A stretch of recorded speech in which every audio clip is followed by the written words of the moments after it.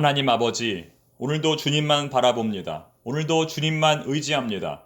모든 염려와 걱정, 근심을 주께 맡겨드리오니 그 두려움이 변하여 기도가 되게 하시고 그 슬픔이 변하여 찬송이 되게 하옵소서. 저녁에는 울음이 깃들일지라도 아침에는 기쁨이 오리로다. 믿음의 기도는 병든 자를 구원하리니 주께서 저를 일으키시리라. 오직 주님만 바라는 청파동의 모든 교우들을 칭찬하여 주시고 격려하여 주시고 붙들어 주시옵소서. 예수님의 이름으로 기도드립니다. 아멘.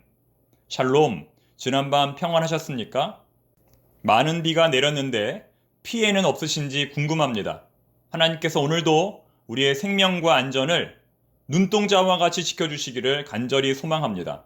오늘은 7월 18일 금요일, 이 시간 주시는 하나님의 말씀은 에스겔 1장 1절부터 14절까지입니다.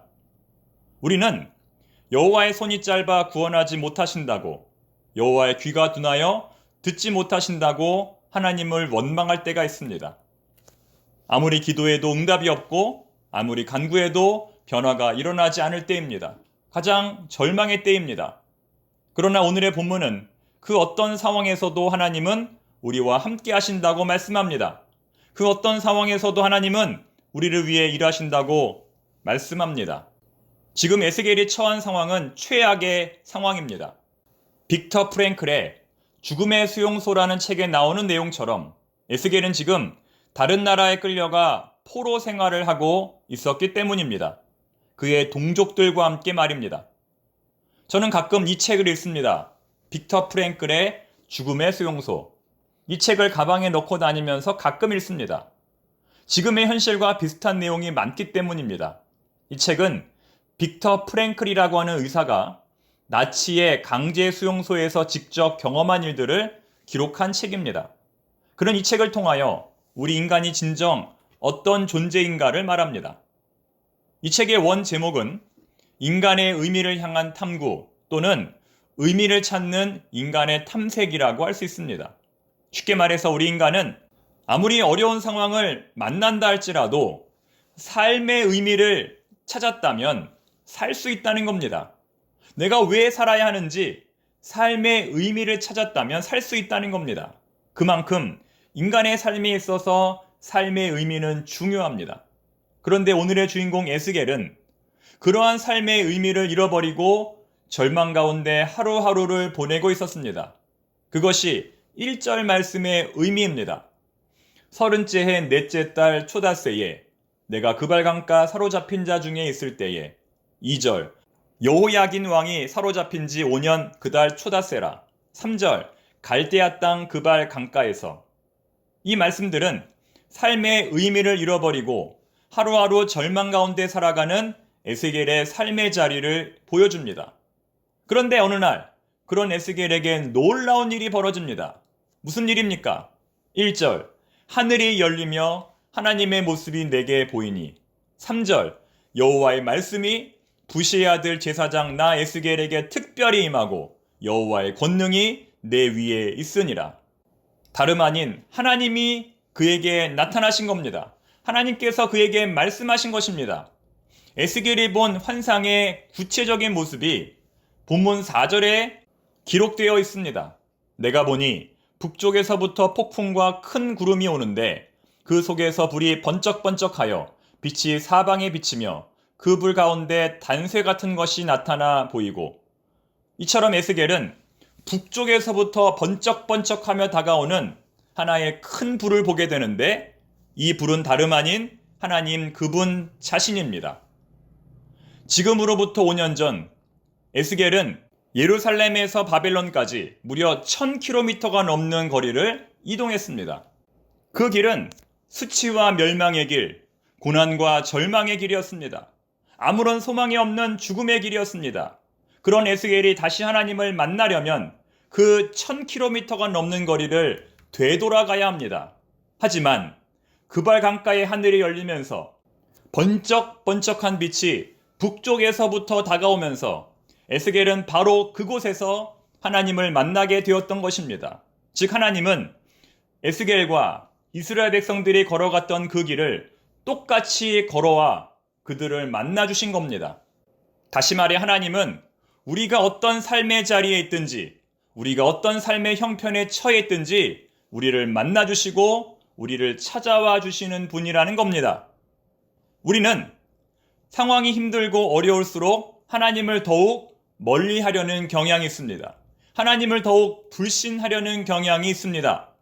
삶이 넉넉하고 여유가 있을 때는, 삶의 문제를 감당할 수 있을 때는 하나님을 가까이 하다가도 오히려 기가 막힌 고난을 당하고 말할 수 없는 역경을 당할 때는 하나님을 멀리 한다는 겁니다. 그때가 진짜 하나님을 만나야 할 때인데 오히려 그때 하나님을 떠난다는 겁니다. 다음은 주가 일하시네라고 하는 찬양의 가사입니다. 여러분, 이 가사의 고백을 한번 묵상해 보시기 바랍니다. 날이 저물어 갈 때, 빈들에서 걸을 때, 그때가 하나님의 때, 내 힘으로 안 될 때, 빈손으로 걸을 때 내가 고백해 여호와 이래. 주가 일하시네, 주가 일하시네, 주께 아끼지 않는 자에게. 주가 일하시네, 주가 일하시네, 신뢰하며 걷는 자에게. 우리 모인 이곳에 주님 함께 계시네, 누리네 아버지 은혜. 적은 떡과 물고기 내가 모든 걸 드릴 때 모두 고백해 여호와 이래. 주가 일하시네, 주가 일하시네, 주께 아끼지 않는 자에게. 주가 일하시네, 주가 일하시네, 신뢰하며 걷는 자에게. 여러분, 이 가사의 내용을 깊이 묵상해 보시기 바랍니다. 우리가 아무것도 할 수 없을 때, 우리의 문제가 우리의 능력을 초월할 때, 그때가 바로 하나님의 때라는 겁니다. 내 인생에 심각한 문제가 발생하고 앞길이 막히고 답답하고 우겨쌈을 당할 때가 바로 하나님의 때라는 것입니다. 사랑하는 교우 여러분, 지금 여러분의 상황은 어떠하십니까? 많이 힘드시고 많이 낙심이 되실지라도, 그럴지라도 오직 하나님만 바라보시기 바랍니다. 이어지는 본문의 내용은 너무나 충격적인 내용입니다. 5절부터 28절까지의 이어지는 내용은 하나님께서 에스겔을 만나러 오실 때 혼자 오시지 않고 성전을 들고 오셨다는 내용이기 때문입니다. 오늘의 본문 5절부터 14절은 그 성전에 거하는 천사들의 모습입니다. 사람과 사자와 소와 독수리의 모습을 갖춘 네 생물의 모습은 하나님의 성전에 거하는 천사들의 모습을 말합니다.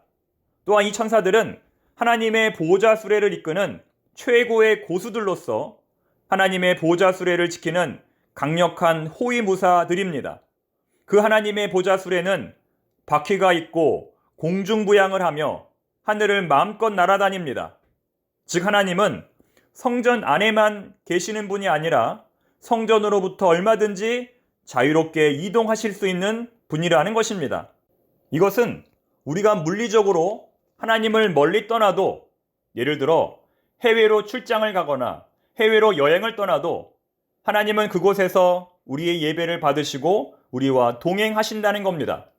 또한 우리가 신앙적으로 하나님을 멀리 떠나도, 우리가 신앙을 버리고 하나님을 원망하고 하나님으로부터 큰 죄를 짓는 그 순간에도 하나님은 우리와 함께 하시고 우리를 붙들어 주신다는 것입니다.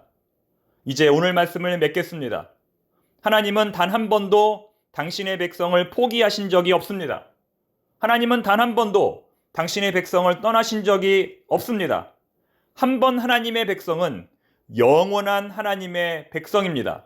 마찬가지로 한 번 청파동교회 교우는 영원한 청파동교회 교우입니다. 오늘도 모든 상황 속에서 우리 하나님과 동행하는 저와 우리 모두가 되기를 바랍니다. 기도하겠습니다. 하나님 아버지, 하늘이 무너질 것처럼 억수로 비가 올지라도 하나님은 여전히 우리와 함께 하시고 동행하시는 줄로 믿습니다. 삶의 고난이 너무 심하여 아무것도 할 수 없을 때, 그때가 바로 하나님의 때임을 믿습니다.